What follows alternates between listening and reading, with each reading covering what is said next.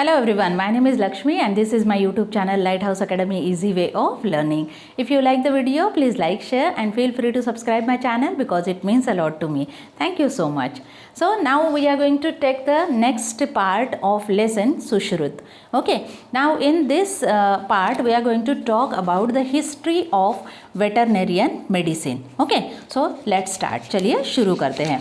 Part 2, Sushrut, a peep into the past. A tradition of veterinary therapy developed very early in India and this has survived to the present time. और ये veterinary medicine यानी जानवरों का जो भी आयुर्वेद या जो भी मेडिसिन यानी औषध उपचार पद्धति है, ये भारत में बहुत पुरानी है और आज भी है. Based on the Ayurveda, Indian veterinary medicine is known for its specialized literature which provides information and ancient method of preventing and treating diseases of animal. तो ये वेदों में हमें सारी इसकी जानकारी मिलती है, साथ में जानवरों को कैसे ट्रीट करना है, उनके ऑपरेशंस कैसे करने हैं. क्योंकि आप सब लोगों को पता है कि पुराने ज़माने में जो है वो राजा महाराजा हुआ करते थे, युद्ध हुआ करते थे. युद्ध में घोड़े, हाथी और अलग अलग एनिमल यूज़ होते थे. साथ में कैटल्स का भी बड़ा महत्व था. जो मवेशी यानी दूध के लिए पाले जाने वाले जो भी जानवर हैं उनका बड़ा महत्व आज भी है वैसे, लेकिन पुराने ज़माने में तो लोगों की पूरी लाइफ ही उसके ऊपर डिपेंड थी, एग्रीकल्चर और ये कैटल्स जो है. तो इसलिए वो अगर कैटल्स या उनके जानवर अगर कभी बीमार पड़ते थे तो उनको ट्रीट करना, उनको अच्छा करना, ये बहुत बड़ी जिम्मेदारी हुआ करती थी. तो इसीलिए उस समय पे मुझे लगता है कि ये वेटरनरी मेडिसिन जो है वो बहुत ज़्यादा डेवलप था. विच प्रोवाइड इन्फॉर्मेशन, तो हमें वेदों में से इसकी बहुत ज़्यादा इन्फॉर्मेशन मिलती है. Some of these treatments little known outside India are still practice today. इसमें से बहुत सारी ऐसी चीज़ें हैं जो भारत के बाहर भी आज भी शुरू है या लोग यूज़ करते हैं उन मेथड्स का जानवरों को या एनिमल्स को ट्रीट करने के लिए. The oldest existing veterinary text from India is a treatise entitled Ayurveda Siddhanta. ये सबसे ओल्ड वाला क्या कहेंगे, सबसे पुराना लिटरेचर अवेलेबल है अश्व आयुर्वेद सिद्धांत, यानी स्पेशली घोड़ों को ट्रीट करने के लिए एक बुक लिखी गई है. And complete Ayurvedic system for horses. तो उस ज़माने में आपको पता है कि हॉर्सेस का यानी घोड़ों का बहुत ज़्यादा महत्व था, इसीलिए पूरी बुक या पुस्तक की पुस्तक उसके ऊपर लिखी गई है अश्व आयुर्वेद सिद्धांत. The oldest existing veterinary text from India is a treatise entitled Ashwa Ayurved Siddhanta, Complete Ayurvedic System for Horses, attributed to Shalihotra around 2350 BCE before Christ. Okay, ईसा पूर्व 2350 में ये लिखी गई है. किन्होंने लिखी? अपने सुश्रुत के जो गुरु थे शालिहोत्र, उन्होंने लिखी है अश्व आयुर्वेद सिद्धांत, जो सिर्फ घोड़ों के लिए लिखी गई है. घोड़ों के क्या क्या बीमारियां होती है, उनको कैसे ट्रीट करना है, वो ज़ख्मी हो गए तो उनको कैसे ऑपरेट करना है, या उनके हड्डियां भी टूट गई है तो फ्रैक्चर्स तक उन्होंने यहाँ पे मेंशन किया हुआ है कि कैसे हड्डियाँ उनकी जोड़ी जा सकती है. The founder of veterinary medicine, जिनको फाउंडर ऑफ वेटरनरी मेडिसिन यानी जानवरों के का जो शास्त्र है, औषधि शास्त्र, उसका जनक उन्हें माना जाता है. किसको? शालिहोत्र को.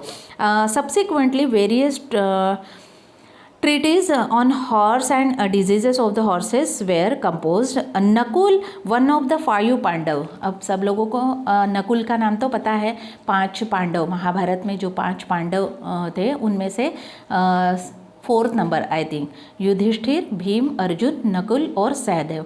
तो नकुल और सहदेव में से जो नकुल जो थे वो इसमें बहुत ज़्यादा माहिर थे. और various treatise on horses and diseases of the horses were composed. Nakul one of the 5 Pandavs was a horse specialist himself, वो खुद एक अश्व क्या कहेंगे एक्सपर्ट थे, घोड़ों के एक्सपर्ट थे। Among the best known work of animal literature is Ashva Chikitsa और therapeutics of horses written by Nakul. तो नकुल ने एक किताब लिखी घोड़ों के औषधोपचार पद्धति के ऊपर, उसको कहा अश्व चिकित्सा। ओके जैसे मैंने सुश्रुत ने लिखी हुई कौन सी बुक कहा था, चरक संहिता। और सुश्रुत के जो गुरु थे शालिहोत्र, उन्होंने कौन सी बुक लिखी, आयुर्वेद, अश्व आयुर्वेद सिद्धांत। और नकुल की बुक का नाम है अश्व चिकित्सा। Sushruta disciple of Shalihotra wrote on animal surgery. Sushruta जो शिष्य थे किसके, शालिहोत्र के। डिसेबल यानी उनके बाद, शालिहोत्र के बाद उन्होंने उनका पूरा काम संभाला, तो उन्होंने लिखी एनिमल सर्जरी के ऊपर एक किताब। This made people aware of surgical method, dressing of wounds and bandaging of fractures etcetera. और उन्होंने उस बुक में लिखा किसके बारे में, सर्जरी के यानी ऑपरेशन करने के कौन से तरीके हो सकते हैं, ड्रेसिंग ऑफ वाउंड्स, जो भी ज़ख्म हुआ है उसको कैसे मरहम पट्टी उसको कैसे करते हैं, एंड बैंडेज ऑफ फ्रैक्चर हड्डी अगर टूट गई है तो फिर उसको जोड़ने के लिए फ्रैक्चर के वो प्लास्टर वगैरह तो अभी चीज़ें होती है, पुराने ज़माने में पता नहीं वो लोग क्या यूज़ करते थे, लेकिन कुछ तो करते होंगे जिसकी वजह से। और आज की जो थेरेपी है वो सारी पुराने इसके ऊपर ही बेस्ड है, सिर्फ कुछ चीज़ें बदल गई होंगी। अब हम जो प्लास्टर यूज़ करते हैं उसकी जगह पे वो लोग भी कुछ ना कुछ तो यूज़ करते ही होंगे एक जगह पे हड्डी को बनाए रखने के लिए, है ना। तो ये सारी चीज़ें उन्होंने लिखी। Later during the reign of Chandragupta Maurya, उसके बाद, तो ये बात तो थी ईसा पूर्व 2350 की, कब, शालिहोत्र की। लेकिन उसके बहुत सालों बाद यानी उसके भी 2000 साल बाद 300 BC में चंद्रगुप्त मौर्य के समय पे वेटरनरियन started accompanying armies.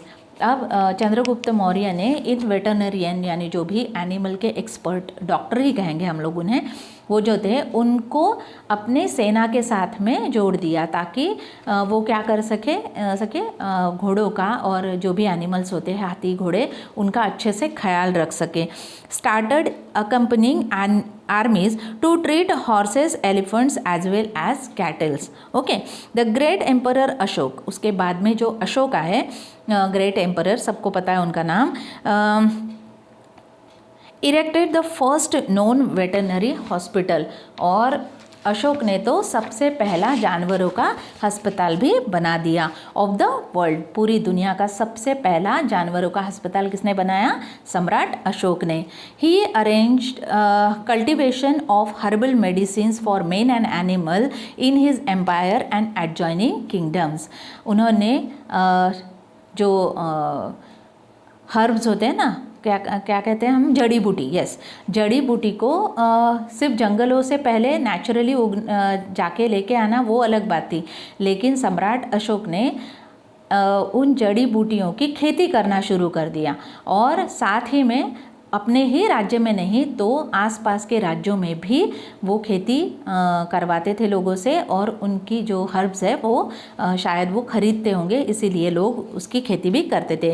Giving the animal general tonics and stimulants was practice in order to ensure good mental and physical health. देखो स्टिमुलेंट्स वगैरह ये सारी चीज़ें तो मुझे लगता था कि आज के ज़माने की है, नहीं। स्टिमुलेंट्स का मतलब होता है ऐसे उत्तेजक दवाइयाँ। ये स्टिमुलेंट्स के बारे में आपने जाना होगा कि डोपिंग की टेस्ट वगैरह होती है खिलाड़ियों की, जो कुछ ऐसी उत्तेजक दवाइयाँ लेते हैं, लेकिन वो लीगल नहीं है, लेकिन खेल को में अच्छा परफॉर्म करने के लिए। और उस समय पे शायद जानवरों को ये उत्तेजक या स्टिमुलेंट्स दिए जाते होंगे लड़ाइयों में ज़्यादा से ज़्यादा समय तक रहने के लिए, तेज़ी से भागने के लिए, और साथ ही साथ ज़्यादा से ज़्यादा समय तक नींद ना आने के लिए। ओके, तो ये स्टिमुलेंट्स काम करते हैं। स्टिमुलेंट्स क्या होते हैं, ऐसे ड्रग होते हैं that increase activity of the central nervous system and the body, तो इनको कहते हैं स्टिमुलेंट्स। तो ऐसे स्टिमुलेंट्स का भी यूज़ करना सम्राट अशोक के समय में कॉमन था। किनके लिए? एनिमल्स के लिए. Got it? Okay. Prevention of the occurrence of diseases was also given importance. तो बीमारियां हो ही नहीं, इसके लिए एनिमल्स को पहले से न्यूट्रिशियस फूड देना, ये भी तभी उसी ज़माने से शुरू हुआ. Cleanliness of animal, maintenance of stalls and stables, equally quality of food, disadvantages of over feeding were looked after. तो बहुत ज़्यादा जानवरों को खिलाना, उसके क्या डिसएडवांटेजेस हो सकते हैं, उसकी वजह से जानवरों को क्या तकलीफ़ हो सकती है. साथ ही में क्वालिटी फूड उनको देना है, घास देनी है उनको खाने के लिए या और भी दूसरी चीज़ें, लेकिन वो अच्छी क्वालिटी की होनी चाहिए. ये सुश्रुत को सम्राट अशोक ने जान लिया था और इसीलिए उन्होंने ऐसे वेटरनरियन ऐसे इसमें रखे थे जो क्या करते थे, ये सारी चीज़ों के ऊपर ध्यान रखते थे. देन अगेन क्लीनलीनेस ऑफ स्टैबल्स, यानी जो तबेले होते हैं घोड़ों को रखने के या जानवरों को रखने के और भी, तो उनकी साफ सफाई का भी वो ख्याल रखते थे. Utilisation of animal by product was also done wisely by our ancestor. So हर एक जानवर का सही से उपयोग करना. Conversion of milk into butter. अब जो मिल्क एनिमल जिनको कहते हैं, जो दूध के लिए पाले जाने वाले मवेशी होते हैं, उनको उनसे मिलने वाला जो दूध है, अब पूरा का पूरा दूध बहुत ज़्यादा मवेशी होंगे तो कंज्यूम नहीं हो सकता, तो मिल्क के और भी प्रोडक्ट्स दूसरे बनाना, जैसे butter, ghee, curd, khoa etcetera was a common practice and still is. आज भी हम लोग दूध का पूरा वैसे के वैसे इस्तेमाल नहीं करते हैं. इतना दूध हमारे देश में है कि उसके अलग अलग प्रोडक्ट बनाए जाते हैं जो हम लोग अपने रोज़ के जीवन में इस्तेमाल करते हैं. Chicken was utilized for its meat while sheep was utilized for its wool. Chicken यानी मुर्गियों को उनके मांस के लिए पाला जाता था और शिप्स को यानी जो शिप्स होती है उनको वूल के लिए, यानी क्या कहते हैं उसको, ऊल ही कहते हैं ना. हाँ, यस, वूल ही कहते हैं. तो उलन के लिए यानी लोकर जिसे कहते हैं मराठी में, यस, उसके लिए पाला जाता. Although India has always had immense knowledge in the field of veterinary science, it is not chosen as a career by many due to the lack of awareness. हमारे यहाँ पे वेटरनरी इसकी इतना बड़ा और इतना डीप और इतना बड़ी हिस्ट्री होने के बावजूद भी आज भी बहुत सारे लोग जो है वो वेटरनरी को अपना करियर करके नहीं चूज़ करते हैं. और उसका रीज़न क्या है? Lack of awareness. लोगों को इसके बारे में जानकारी ही नहीं है, तो इसीलिए लोग उस फील्ड में जाना पसंद नहीं करते या जाते नहीं हैं, उनको मालूम ही नहीं है, अवेयरनेस ही नहीं है. Being an agriculture based country today, India needs more veterinarians who emphasise with animal and give their 100% to the profession. आज हमारे देश में इतनी आबादी है, हमारा देश एग्रीकल्चरल कंट्री है और हमारे देश में मवेशियों की भी कोई कमी नहीं है, जानवर भी बहुत ज़्यादा हैं, तो उस हिसाब से हमारे यहाँ पे उनके डॉक्टर्स नहीं हैं. तो हमें सोचना है कि वेटरनरी डॉक्टर जो है वो और ज़्यादा से ज़्यादा लोग उसको अपना प्रोफेशन करके चुने और अपना 100% दे, ताकि उन जानवरों को भी इलाज मिल सके, जो भी हमारे देश में पुराने ज़माने का हमारा नॉलेज है उसका यूज़ हो सके और जानवरों को ट्रीटमेंट मिल सके अगर वो बीमार है तो ये था part 2 of Sushruta a peep into the past. तो एक बार आप बुक पढ़ लीजिए और वीडियो को दोबारा 2 बार 3 बार जितनी बार हो सके देख लीजिए, आपको ये लेसन समझ में आ जाएगा, है ना. Thank you so much.